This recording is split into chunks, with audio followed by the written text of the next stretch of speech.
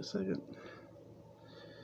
All right, I'm Resident of Colloid, Joel Sains. This is Mark at I_Barnabas, and we're here to review Star Wars: A New Hope. Now, for those who don't know, Star Wars: A New Hope was actually, well, the original Star Wars for a long time, before the prequels.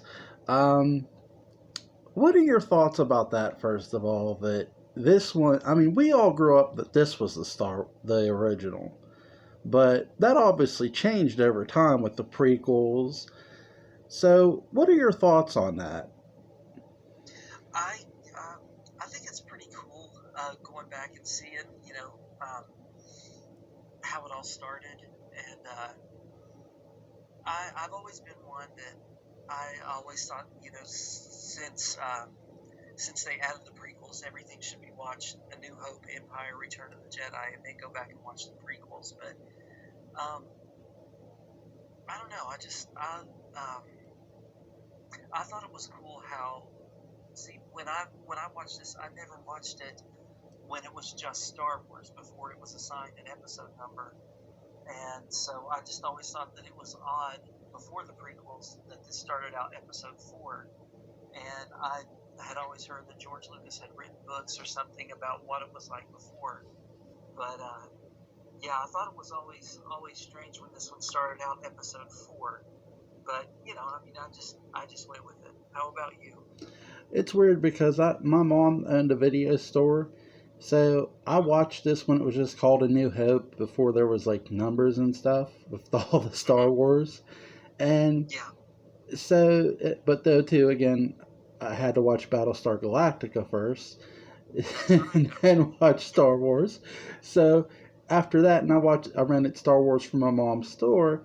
I was like, okay, this is pretty neat. And then that Darth Vader guy came on. I'm like, yeah, that guy's a son of a bitch. But I just, I feel now like Star Wars is like complete now. Like I mean, look, Star Wars: A New Hope to me was always a story waiting to be tied together, I think, for a long time. When I heard Anakin Skywalker, I always wondered who that was, really, when I first watched it. I was like, well, who's Anakin besides Luke's dad and besides this jet? Who was he really? And, well, we'll get to Empire Strikes Back in another video, but what were your this starts off in space, and we're introduced to Princess Leia, who's just really, really beautiful in this movie. Absolutely. What were your thoughts on the opening? I really like the opening because as soon as you get the opening crawl, and I don't remember it now, but I remember at one time I had the whole opening crawl of this movie memorized, because I had watched this movie so many times. And there was a game that came out for the Super Nintendo called Super Star Wars, and it had the opening crawl, and I played that game so many times. I knew it, but over time I've forgotten it.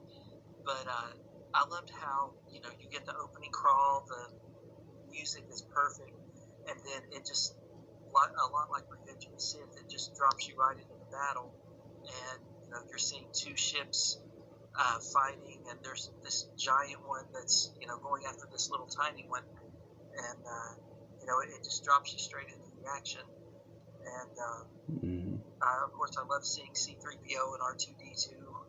Your first characters that you get to see, interact with, and you get to meet. So I thought that was a really fun way to introduce, because I always loved the droid, and especially when I was little. So yeah, I thought it was a great opening. It's just one that hits the ground running, and it never really slows down. Yeah, Star Wars. I think the biggest difference growing up between Star Trek and Star Wars, Star Trek is known for its dialogue, not so much its action. Where Star Wars for me was known for its action, its dialogue. It had everything that you needed for it to be Star Wars. The emphasis was on the war, but Right.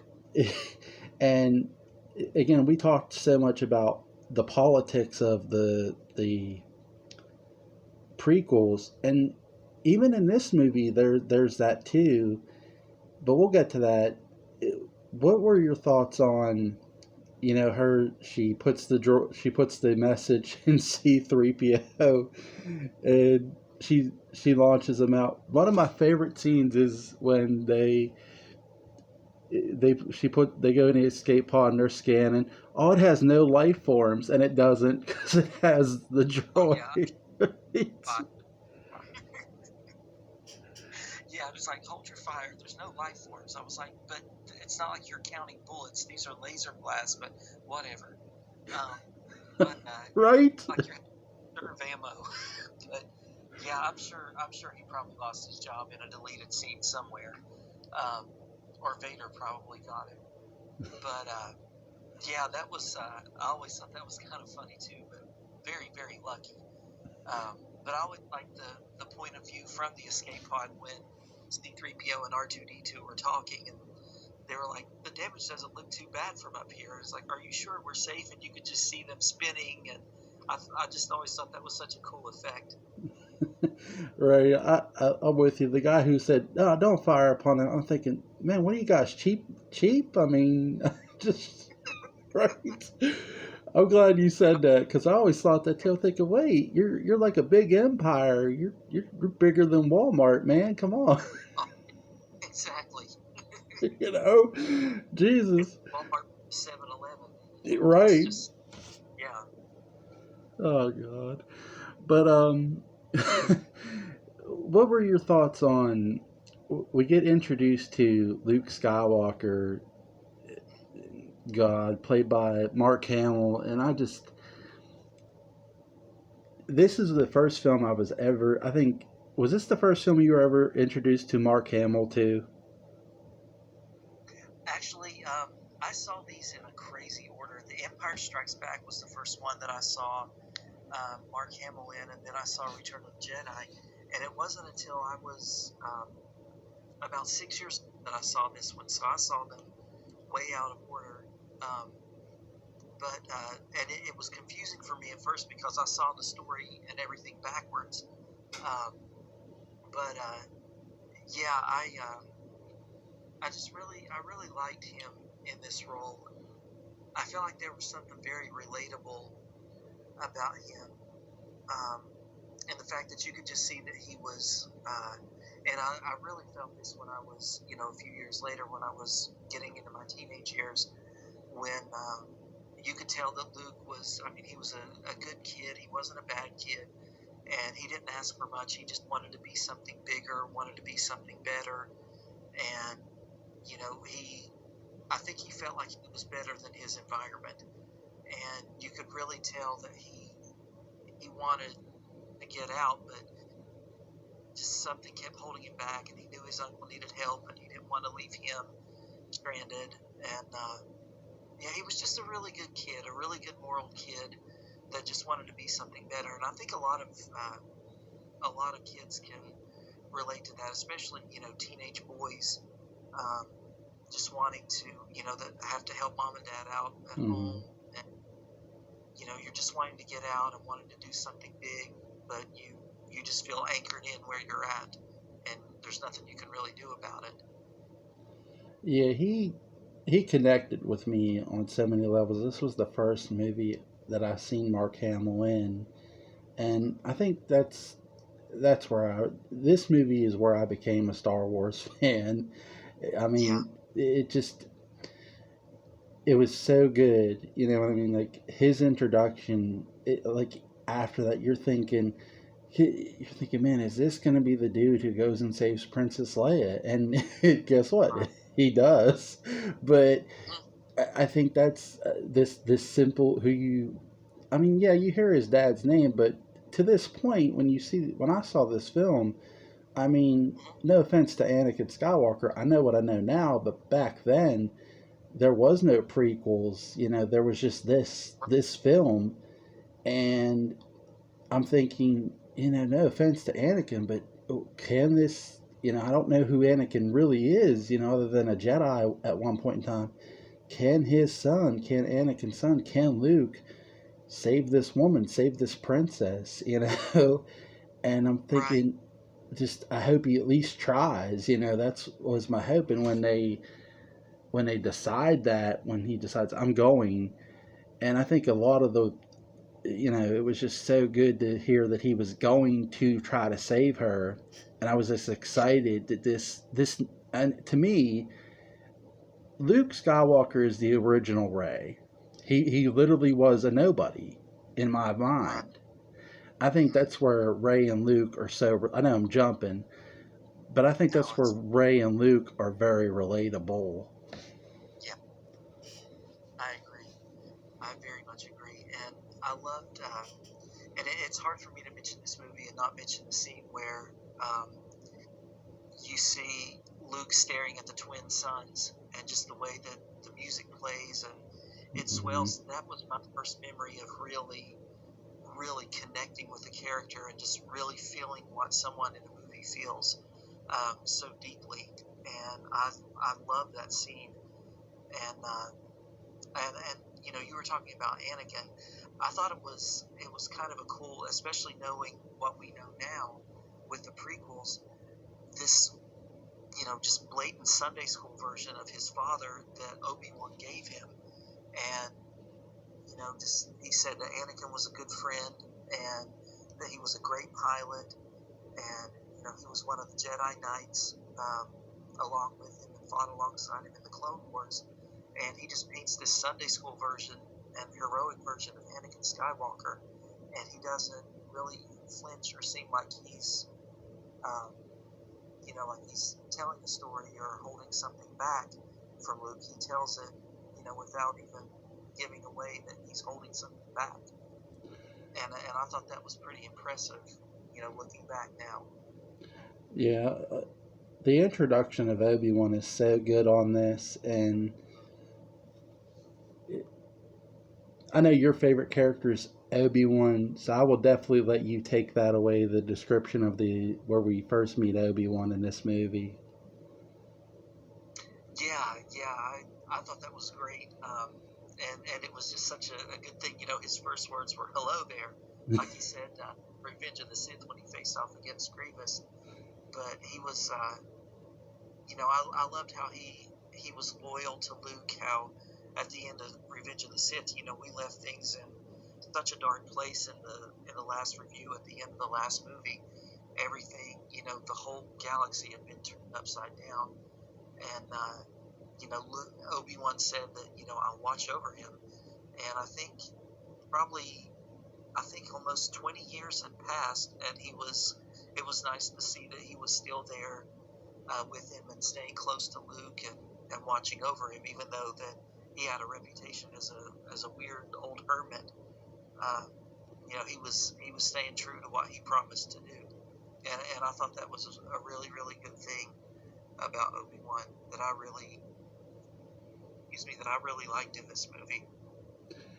Yeah, it just to me this was I think growing up my Obi-Wan Kenobi, like the older version. I'm not taking anything away from the young version. The young version was very cool, Yeah, and but the like when my me growing up, this is the Obi-Wan I remember as a kid, and yeah, I thought, wow, I mean, here's this guy who, I mean, even even Luke's uncle, oh, and aunt, they just, oh, that's an old old Ben Kenobi. He's an old hermit.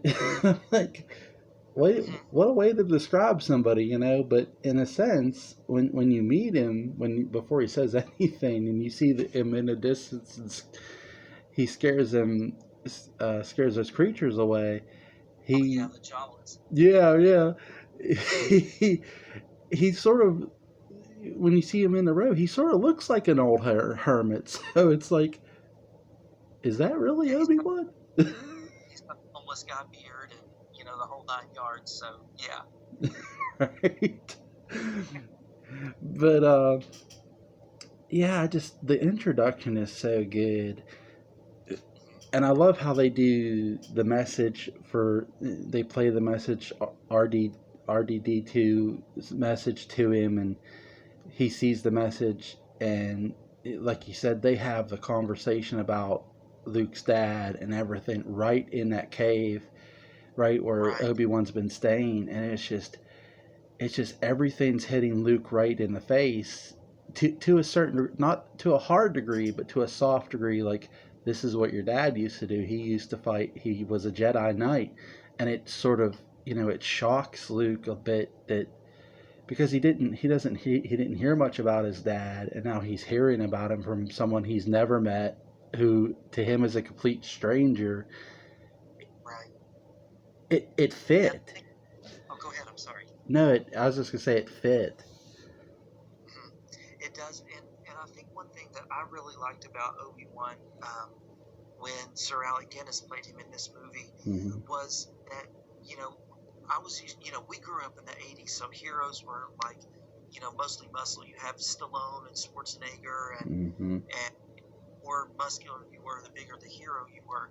And I think that Sir Alec Guinness had such a great presence about him. He didn't need to be, muscle bound and everything. You could see a lot of wisdom in him, and it made him seem like he was, even though he was an older guy, that there was something very wise about him, something very deep, that he was powerful in another way. Um, and that's something that I really liked about the way that Sir Alec Guinness played him. There was a wisdom about him that made him seem like a powerful hero rather than just being muscle bound and macho and all this and that like we were used to hero action heroes being in the '80s. And I liked how he was pushing Luke and saying after the message from the princess played saying that help me Obi-Wan, you're my only hope. He was telling Luke immediately, he said, you must learn the ways of the Force, and you're going to come to me to Alderaan where she's staying. He was like, I can't leave here. I've got work to do, and I'm nobody, but there's nothing I can really do about this. And he kept pushing him and saying, learn how to use the Force, Luke. You can do this. So I think Obi-Wan saw a greatness in him that Luke couldn't see.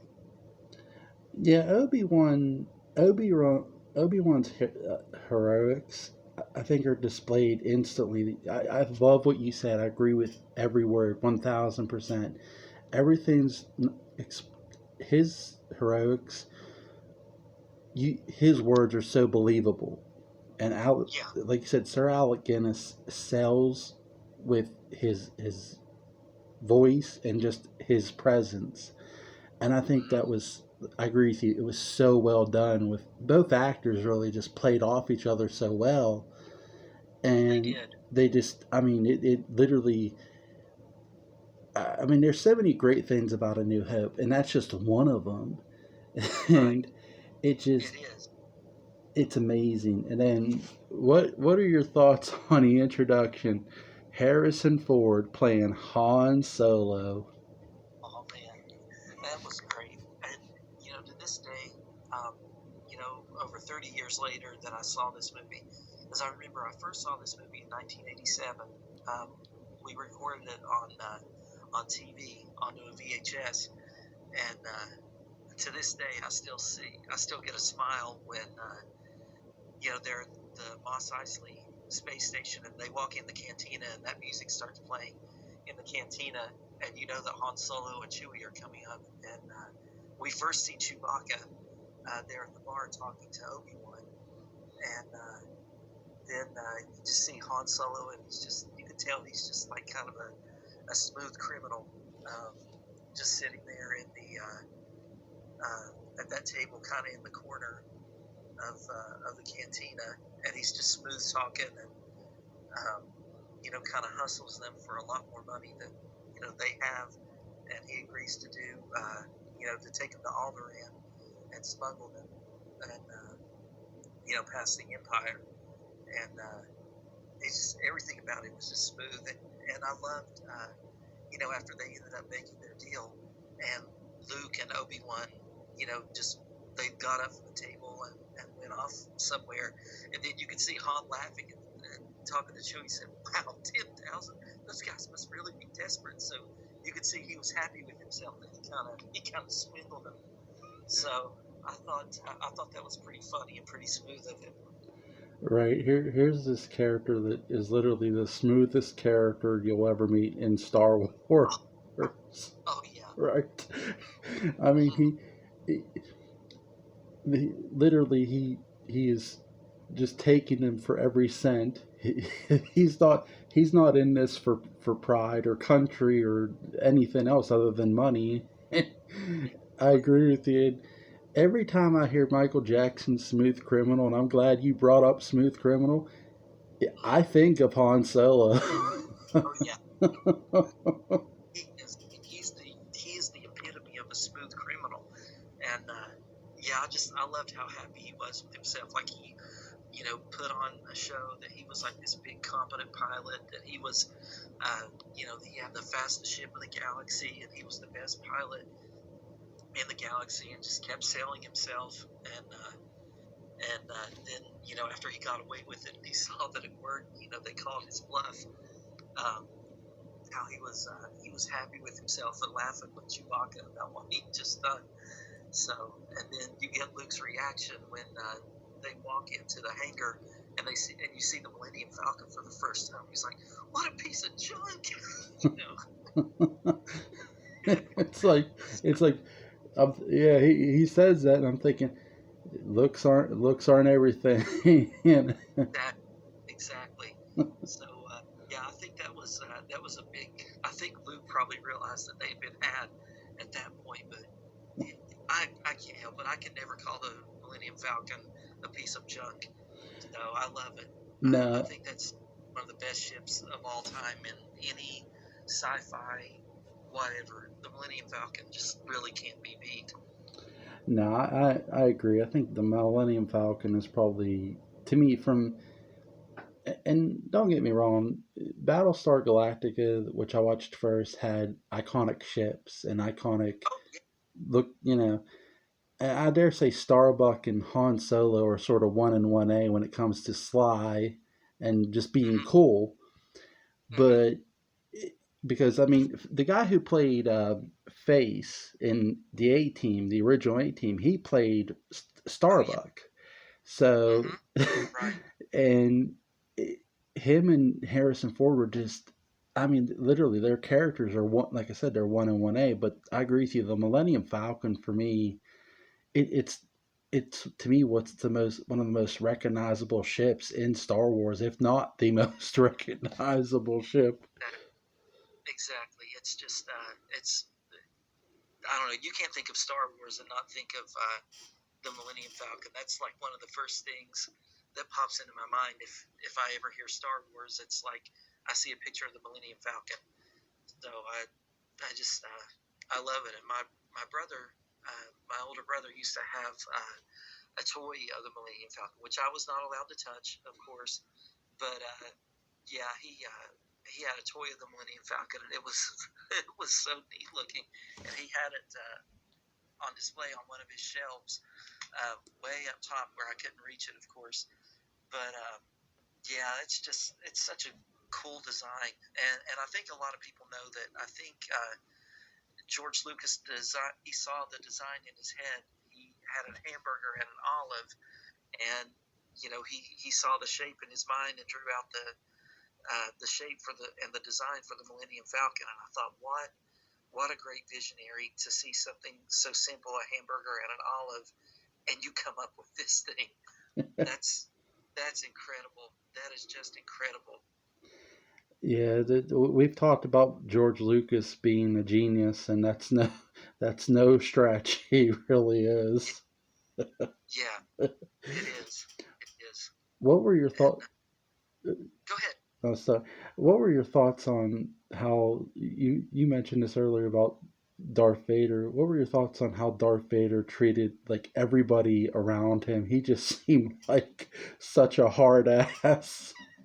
Oh gosh, he was. He was like the worst boss that you could ever work for. But I mean, you could tell he. I mean, he just meant business, and He did.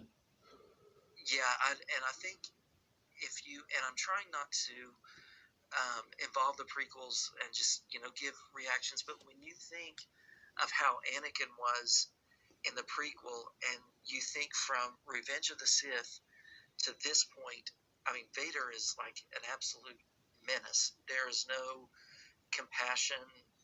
It's like Obi-Wan said that he's more machine now, and he's just twisted and evil, and you can really see that in this. There's no care, no compassion, none of the human traits that Anakin had. They're all gone, and he's just completely consumed in in being Darth Vader, and it's just he's very very evil, and I mean he just doesn't care. He has no one is sacred to him. No, I agree. I think my favorite line. I find your lack of faith disturbing when he's choking that Oh guy. I'm just like, yeah, damn, no man. brain. They are, yeah. When they were saying, I think they were making fun of him for using the Force and believing in the Force, and and yeah, he just like chokes the guy. He's like, I find your lack of faith disturbing. I love how he just toyed with him, and then if the guy would have died, I don't think he would have cared. But I think he just loved making an example of him to tell people not to mess with him anymore. Yeah, and Tarkin's like, Lord Vader, let him go. like, I'm like, dude, I would not be ordering that guy to do jack and shit. No, no way. Me, me neither.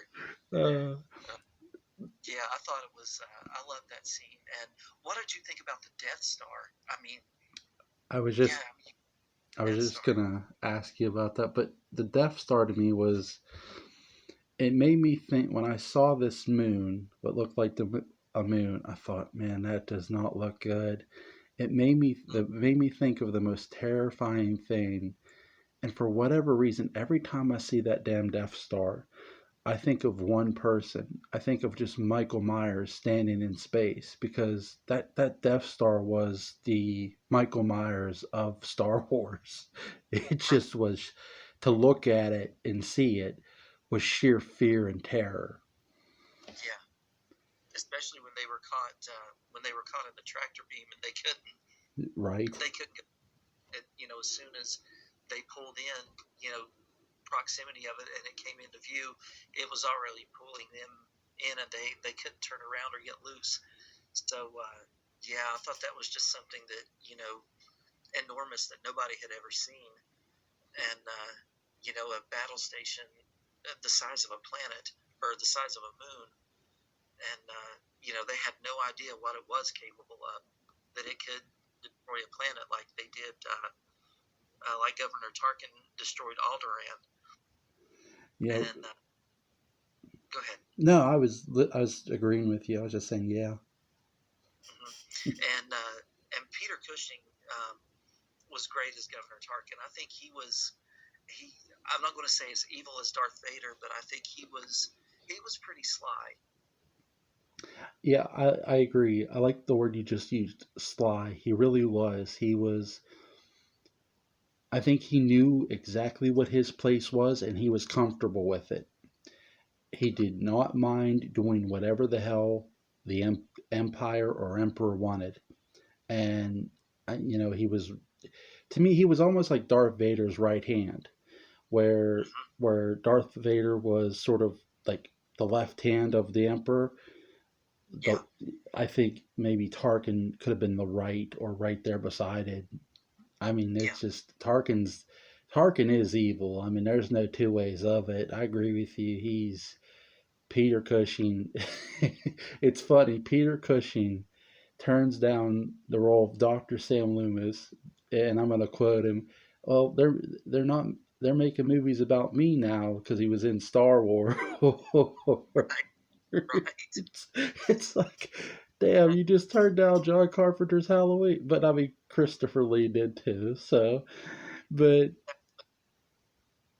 so it's just crazy to think that. But Tarkin was really evil. I agree. And what were your thoughts on seeing the Death, not just seeing the Death Star, but when they're inside of it, now they got to come up with this plan to still rescue her.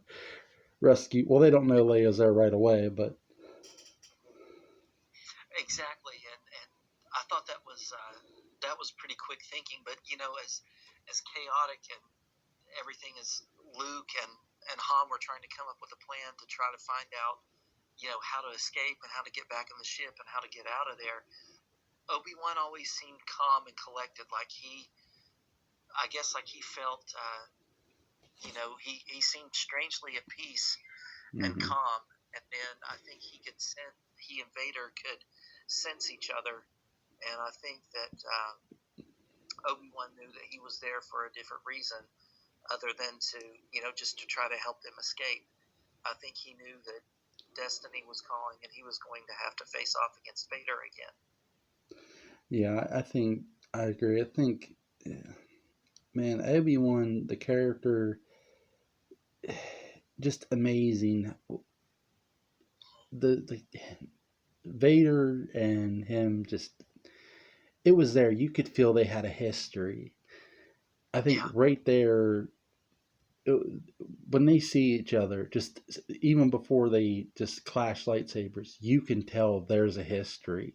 That there's yeah, something more than just good and evil. They know each other from past experience, and I think that we're not going to get into Empire Strikes Back now, but one trust me, when we do, we're going to sort of touch upon this again. But oh, of course. There's so much in right, Empire Strikes. oh yeah, We might and have to do episodes on that one. what were your thoughts on the them finding Princess Leia, Luke learning that Princess Leia was on the Death Star, and now they had to save her. Mhm. I thought that was neat because R2 kind of tapped into the data banks I think to try to find a way for them to get out and a way for them to shut down the tractor beam so they could escape. Mm-hmm. And R2 knew that the princess was there, and he relayed the message to C-3PO, who told it to them. And Luke was like, "Oh, we've got to help her. She's the one that in the message that needed help." And Han was like, "What are you talking about?" He's like, "We need to get out of here. We need to get going." And I think Luke, it was funny how the roles reversed. How Han, was able to swindle them, and he saw somebody in need and he took advantage of that.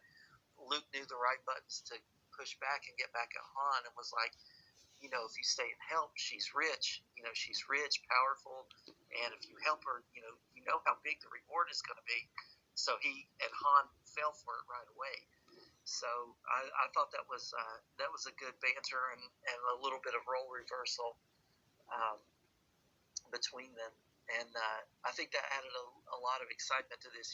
Not only that they're going to try to get away, but they're going to rescue the princess. And I think that speaks a lot for Luke's character, that he wasn't a selfish person.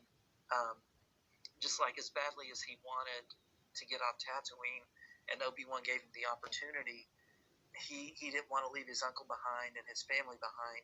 And then when he saw what the stormtroopers did to them and how they just outright slaughtered them, um, and that was a bad death, for them too.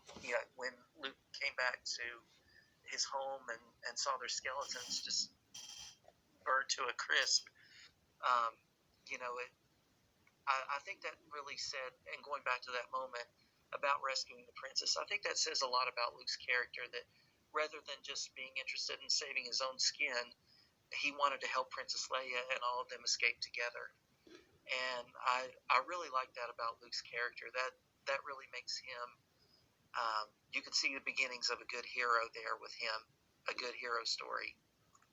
Yeah, I agree. I think the biggest misconception is I think Luke isn't so much looking for revenge; he's looking for redemption to sort of Yeah. honor his aunt and uncle. I don't think he's going on the journey for revenge or cold-hearted revenge even. He's more going Right. on more for the family honor and the redemption of it. Of hey, my aunt and uncle were slain by this evil force. I need to sort of take up the mantle and take up their honor for what happened to them. And I Right. agree with you. It made him all the more hero that you already were rooting for him. And then when Yeah. that happened and he goes, you're rooting for him so much more. I agree. I think he's every kid's fantasy hero. And I know he was mine growing up for sure. Oh, He just Mark Hamill and Harrison Ford. I think were just a great 1-2 punch together too. Their chemistry. I mean, they were. I saw Indiana Jones before I saw Star Wars, but they were Mark Hamill and Harrison Ford were just they were great together. And you throw in Carrie Fisher, who's just an amazing actress. I love how they're yes. down in the trash bin. Oh, yeah. Yeah. And I loved how you know Carrie Fisher, even though they had to save her, she wasn't your typical princess damsel in distress. Like as soon as they got her out of the cell, she was smart mouthing both of them, but mostly Han because she was like, "This is some rescue." She's like, "You came in here and you didn't even have a plan of getting out." And when she saw the Millennium Falcon, she said, "You came up here in that thing. You're braver than I thought." So she was not your typical damsel in distress. So she had enough mouth and attitude in her to hang with the big boys. So I loved the three of them together. They were both so opposite, or they were all three very opposite, but they connected so well. Right? She's every bit the fighter and warrior that they are. She's not. Yeah, I agree. She's not. She's not a slouch. She's not there to be pampered. right, She's not there to take their guff or anyone else's even. I mean, right. her lines to Lord Vader, she's even standing up to someone who's, I mean, just sinisterly evil. And even Mm-hmm. with Tarkin, I mean, she's not trying to take their shit, and she's definitely not taking Luke's No, or anyone else's or Han's. It's really great to see a strong female character around yeah, it is. around two strong male characters. It doesn't make them weak, but it puts her over as well to help them understand, okay, she's not going to take our shit. No, she's not. And I loved, when they were in the hallway and the stormtroopers were shooting, and she just grabs the gun out of Luke's hand, without even saying anything, and she starts firing at the stormtroopers, and she sees a way of escape, and she, shoots the vent, and they go down in the garbage chute. And she's like, "Here's our way of escape." She said, "You guys can't think of anything, but I've got it. In you go, Flyboy." So she was just great and smart, and she knew how to handle her own with a blaster. So she was just like the complete package. She had the looks, she had the brain, she had the muscle, and something you mentioned about Julia Hoffman in your last video, which I love, by the way. Like, Princess Leia had some lady balls, so she was she was tough. So yeah, she was great. I love Princess Leia. I don't mind. I think that's the biggest misconception with the male audience. I think Mm-hmm. most women think, well, the male audience just wants strong men. No, I don't mind a strong woman, but as long Mm-hmm. as long as not long as it's the same thing with a strong man. A strong man Mm-hmm. can't be to the point of it's so unbelievable and detriment to the story. Right. It's the same thing with a female character. If you have a strong female character, great. But as long as it's not to the point it's detrimenting your other characters in your story. And And some it's pan. right, Yeah. right. You don't want it forced down your throat. You just want it to Right. feel natural. And I think that if you want the perfect natural three, the triple threat, go watch Mm-hmm. Ford, Hamill, and Fisher in this film, and you'll have it. Exactly. exactly. And you can, and they're great enough that everyone can relate to them, and none of them pander to any certain audience or any stereotype or any race, religion, uh, sexuality, whatever. They're just what they are, and they're just something there for everyone to enjoy and relate to. And like you said, it feels natural. It doesn't feel like it's trying to meet a quota to um, a certain select group of people. They're just what they are, and they're perfect to me. Right, I agree. It's really amazing. Are your thoughts on the lightsaber battle we get in this movie between Obi-Wan Kenobi and Darth Vader? I think it was, this was something more substance over style. I loved Hmm. how um, Vader said that, I've been waiting for you. And he said, when I left you, I was but a learner, but now I'm the master. And, Vader was taunting him and saying, you've become old and weak, but you can tell that from what Vader said, at some point they were master and students. So that, goes back how you said at the beginning of when we were talking that this movie has a whole lot of stories, that can be told with it. I mean, it's a self-contained story, but there's a lot more to it, and that opened up a whole lot of room. Wondering, well, who was Darth Vader, and how did he know Obi Wan? And you could tell that they were close. Obi Wan was his teacher. Where did he go wrong? And I mean, you can just go on and on. And I could feel the weight. You could feel the weight emotionally, even though it wasn't anything spectacular to watch like prequels. As far as the style of the lightsaber fight, there was a lot of weight there emotionally Hmm. that you could a lot of real tension between them. Yeah, I think I'm not gonna compare. I'm with you. I'm not gonna compare the lightsaber battle that they had in Revenge of the Sith, which was awesome and amazing, Oh to yeah, this, because I agree with you. It's more about substance than style. This is more about coming full circle for Obi-Wan than anything else. I mean, you could tell this character, his age and his wisdom have brought him to this point, and yeah, this isn't something he just didn't think through. He did think it through, because I think he's trying to give Luke that push to go towards the Force, to yeah, use the Force. And he's been training him all the way on the Millennium Falcon, and he's trying to mm-hmm, give him that extra push. And I think what mm-hmm, really gives him that push is Obi-Wan's death. yeah, yeah. It wasn't for nothing. You could tell that. I think he waited for the moment when Luke could see him, and then he looked at Vader and smiled because he knew exactly what he was doing, and Mm-hmm. everything was the way he knew it should be. And so he just, you could just see him willingly just hold his lightsaber up, and like he knew it was his time, and that everything was right. And I thought it was his death was perfect. It was just you could really feel a sense of loss when he died in this movie. I could anyway. No, I agree. I love that you said that, because I agree. You feel the loss and you feel the heartbreak of Luke. Like, you don't before you hear the no, you feel it. Like, before Yeah, he says no, you feel it, because yeah, Obi-Wan's been this kind person. I mean, even without seeing the prequels, it's an amazing character, and it really is. Listen, if anyone out there hasn't seen Star Wars, crawl out from under the rock and pop these in. But yeah, it's just amazing that he's just an amazing character and just an amazing performance.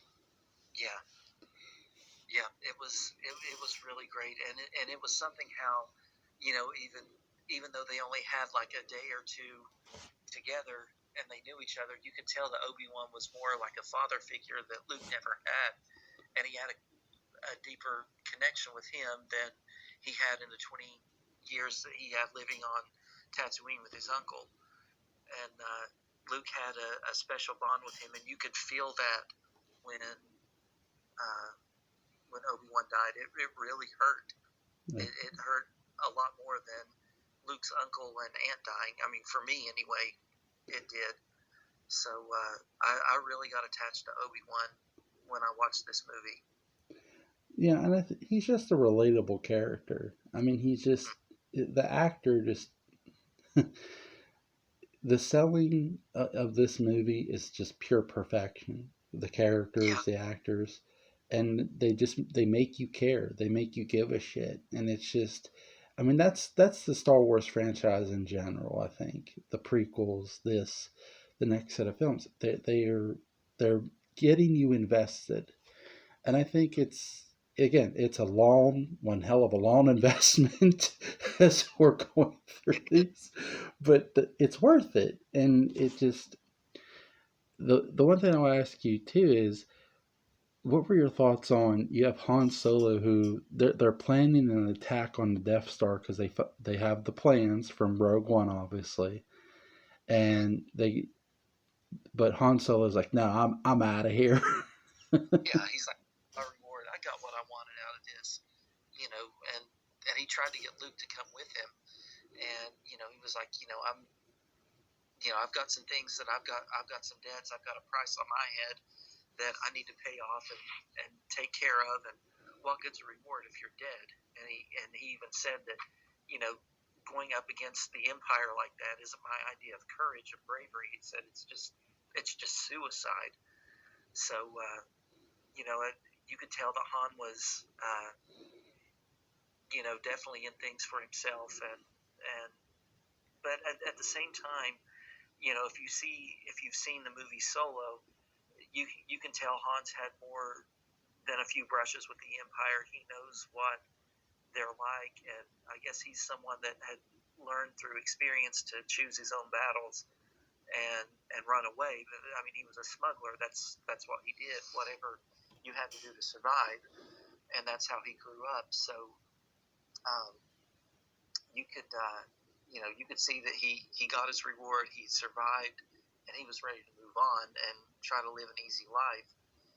But I think what Luke said to him, really kind of pricked his conscience, and even Chewie agreed with him, and said,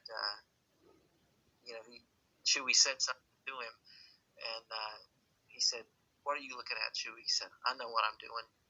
So I think you could see a turning point in Han, that there was more to him than just the selfish smuggler. That underneath that rough exterior, there was a lot of heart underneath there. Yeah, I think Han Solo is one of those anti-heroes that he doesn't get lost, but he's a character that is conflicted, about, because he thinks about himself, but he does think about others without really saying it. It's more he's thinking it without saying it. He doesn't lay his cards on the table to let you know what his hand is. He's Right, somebody his who, heart. right. He's gonna lay the hand. He's gonna lay the ace when he knows he has to. He's gonna lay his cards when he knows he his hand his the cards on the table when he has to. And I think Right. that's the best way I can sort of describe the character's emotion. It's sort of like a deck of cards, and it's funny because he gambles. He does that in Solo, and so he does not lay really his cards on a table until he absolutely has to. And Right. that's the way I guess that's the best way I would describe him. He is a smuggler. He is a sly son of a bitch, but he's a cool sly son of a bitch. Yeah, he is. Yes, he is. He really is, and I thought that was a good redemption arc for him. Hmm. And I know that a little bit, but by the end of the movie, when you can see that he's changed his mind, and he really does care. You're going to be the last person to know that he cares, but he'll still show it on his own terms when he's ready. I love the aerial fight at the end. I love it. It's just Gosh. you have all the you have the wing fighters, you have just the aerial assault in this movie is a lot of fun. The outer space fight, it's just pure. It's a pure joy to watch. Yeah, it is. It's like, George Lucas was very famous with this movie that his only direction that he gave everyone was faster, more intense, and that's what this last, 30 minutes of this movie is. It's pumped full of faster, more intense. Um, you see all the squadrons flying all over the Death Star, and they're in close combat with each other, and the way the camera moves with the ships. I mean, that was just incredible. I mean, and 40 some years later, I mean, I'm still wowed when I watching the cameras move with the ships and everything. It's great. Such a good climax to this movie. It really is, and they build it on the planet. They build it by showing the weakness of the Death Star. They're building the fight, and then when you experience it, it's not a letdown. It's everything you've hoped that it would be. It's beautifully shot and done, and I love the sequence with Luke. It's just use the Force. You hear Obi-Wan use the Force, and Vader is right on his ass. Oh yeah, he's right there, and he's not. I mean, he's knocking out the rebel fighters left and right, Yep. and that was something that Vader knew that that the rebels had an upper hand and had an advantage, and that was something for Vader to jump in the ship and just take them on himself, and he knocked out most of the rebel fighters by himself. Yeah, I love how they show off Vader's flight skills in this movie. I think it's so well shot and done, and it's just like, oh, you know Vader has powers and can fight with a lightsaber, but you the the flight sequence, it shocked the shit out of me. It really did, Yeah. because again, you don't know who Vader is. So at that time, and it's just I loved it. It was, I know he's a heel, but I love the sequence. Oh, same here. And you know, used to, and this isn't a dig at Star Trek or um, any of those things, but at this time, um, we were used to like slower paced battles in between ships, like the Enterprise would fire, and it was almost like watching two submarines, fight it out and battle each other. And for the ships to be moving this fast, and you could get a scale of, by how fast the cameras were moving, how fast the ships were going. This was just like, a huge, huge adrenaline shot. Um, than what we were. I mean, especially because I watched Star Trek before I watched Star Wars, so seeing something going this fast was great. And it's not music, but to me, it's music to my ears. I love the sound that the Tie Fighters make Mm-hmm. whenever they fly. That hum that they do when they go by. And big shout out to the sound effects person. Um, for creating the sounds of the ships and everything. Um, but yeah, just this whole end battle sequence was just incredible. Especially Vader's ship had a unique sound to it too, and it was just really exciting to watch, and it still is for me. Yeah, it is for me too. It's a dog fight in space, and it's beautiful to watch. I mean, Yeah, they are just dog fighting with their their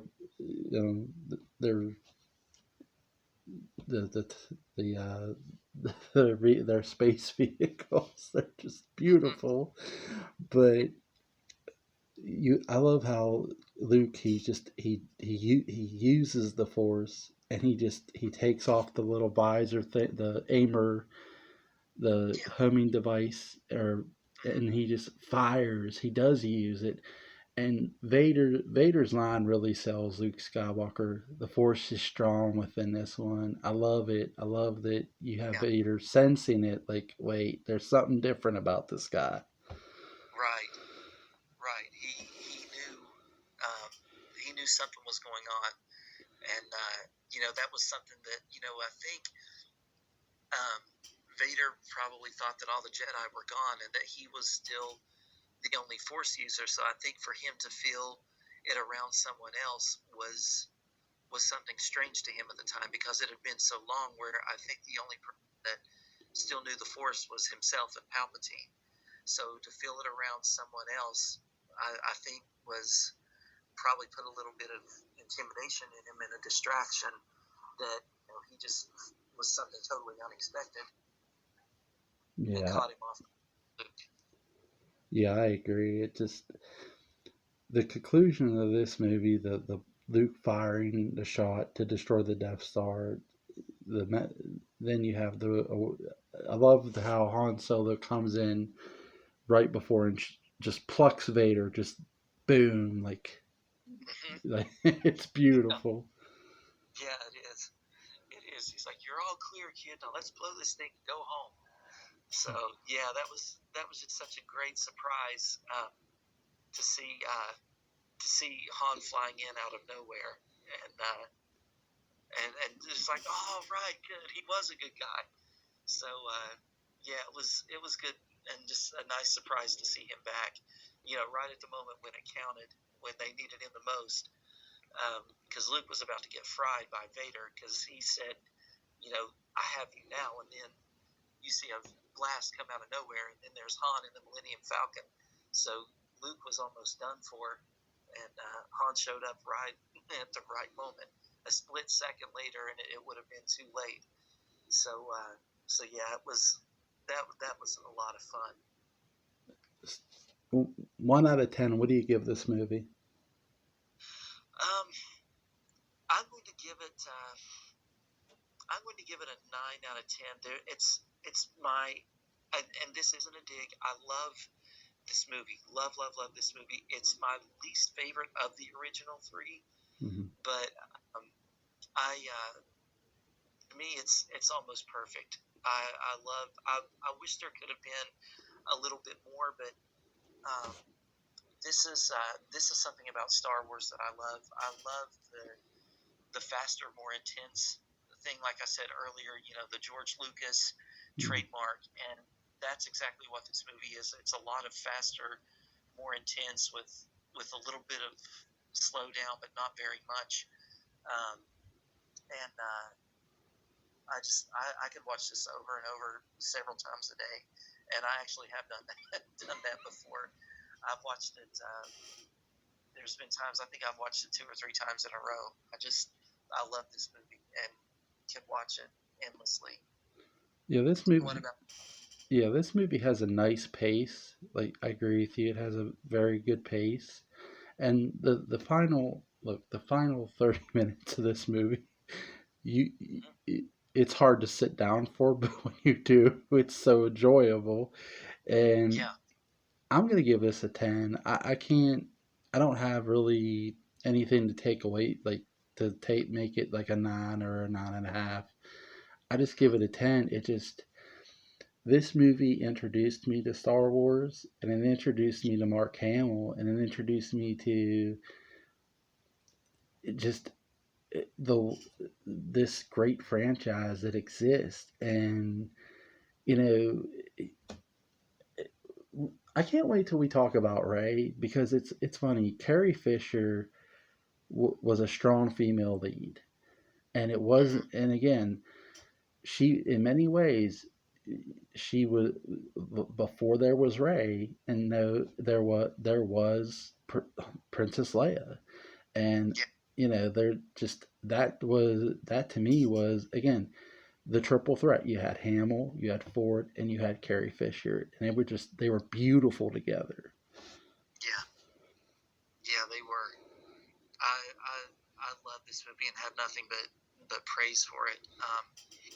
I think I think it was definitely a genius movie, and it surprises me how and I know that when they were making this, George was stressed, and I think he had almost got to the point where I think he had almost had a heart attack, and he wasn't even. I think he was in his early 30s when he made this, and or maybe not quite 30 yet, and he was convinced that it was going to be a flop, that it wasn't going to go anywhere. And I think when the movie released, he and his wife went to Hawaii just to kind of hide out because they thought that this was going to be a huge bomb and that he was going to be ridiculed and his career was over.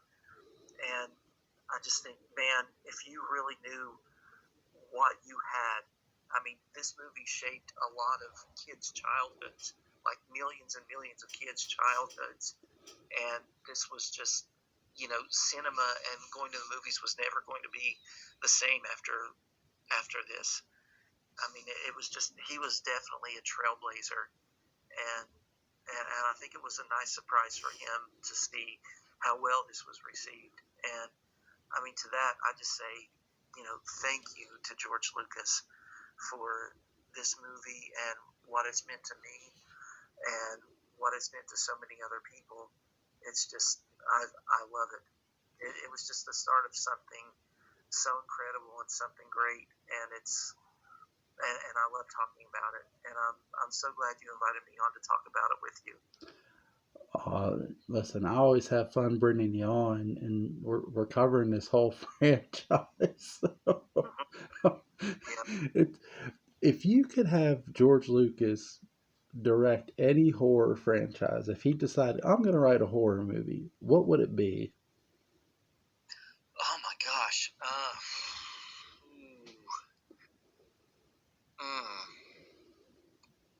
That's a good question.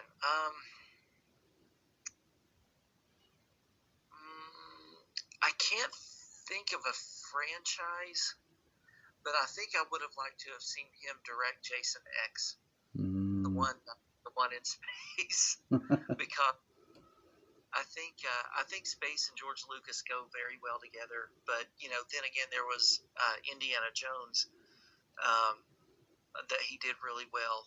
Um, that's a tough one.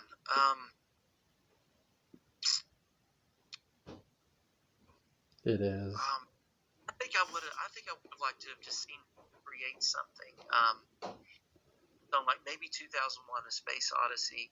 Mm-hmm. I would have his own, his version of that movie, something like that, I guess. What about you? The easiest answer would be just have him do Predator, but I'm not going to go down that route. I would love to see George Lucas do a Nightmare on Elm Street. Because the way George Lucas did all these characters with Star Wars, we've been talking about how great these characters are. Could you imagine George Lucas doing Freddy Krueger? Oh man. I mean, my God. Yeah, that would have been something, and I think that I think he would have added something, which I don't know if in the beginning where New Line was so tight with their budget. I think he would have clashed with them over budget, but I can imagine the designs he would have had for the nightmare world and like different creatures and different things and the whole aesthetic that he would have created inside the nightmare world when Freddy visits them while they're asleep. I think that would have been something cool to see. I do too. I think it would have been amazing. I wouldn't mind if they get if George Lucas ever listens to these. Not that he will. Call You never know. call up the studio and say, "Hey, I want to write a Nightmare on Elm Street." No. Yeah, let's get it back to New Line and um, away from Platinum Dunes and get it back to New Line and let's let George Lucas have a hand in it. I would be fine with that. Absolutely. Is there anything you want to add before we get out of here? Um, I can't think of any. Oh, what were your thoughts really quickly on Rogue One? I think it makes a world of sense. I think it added a whole other layer to the story we know now as A New Hope. That we, if you've never seen A New Hope and you watch it and you don't see Rogue One and you go back in Rogue One, it's tragic but beautiful. You know what I mean? Yeah. It's well put together. It keeps the emphasis of Star Wars without the Jedi. But again, you don't necessarily need the Jedi to have Star Wars. And I think that's what Rogue One demonstrated so very well. It was a good, really tie-in to the franchise. Hmm. I agree. I liked Rogue One. It wasn't my favorite of the Disney Star Wars movies, but once you get about through the first half of the movie, um, it really picked up a lot for me, and it's now to a point where it's not an essential viewing, but I like to think of it that way because I love to watch Rogue One and go straight into A New Hope because it feels like one giant. Like I've mentioned with Halloween, I love watching Halloween 1 and 2 back, and I think they flow together when you watch them that way. And this is a movie that I love to put on right before I go with A New Hope and watch them both as one giant super film. I think they complement each other so perfectly. Rogue One feels like to me is like a dramatic horror movie in many ways. It's Yeah. Star Wars, but it's dramatic horror. You have this Hmm. girl who's, you know, been through loss. You have the rebellion that is struggling like hell. I mean, it Oh yeah. literally it paints it really pays off Obi-Wan as well because Obi-Wan's words were used in the trailer to Rogue One where he talks about the dark times of the Yeah. Empire, and Rogue One really represents that very well. Yeah. You get a sense of feeling of like the how detrimental that war really is on a lot of places. That it's not just about one side fighting each other. You see the cause and effect on people that aren't involved, and it really paints a great picture of you know war torn battlefields and people that Yep, are not involved in the war and they're just trying to live day to day. And you really see a lot of cause and effect in that movie, and it's done really well. absolutely. I agree. It's a really beautiful movie, and it is definitely worth a watch. If you guys have not checked out Rogue One, a Star Wars story, check it out. It is highly recommended by these two Star Wars fans, by me and Mark. Exactly. All right, man. I want to thank you so much for coming on with me and discussing Star Wars: A New Hope. We are definitely gonna do Empire Strikes Back as our next one. Oh yeah. We will set that up. We're really excited to do these for you guys, and I'm really excited to bring Mark on. He's a wonderful guest and a wonderful friend. Thank you so much, man, for coming on. Oh, thank you so much. I appreciate it. You have a good night, man. You too.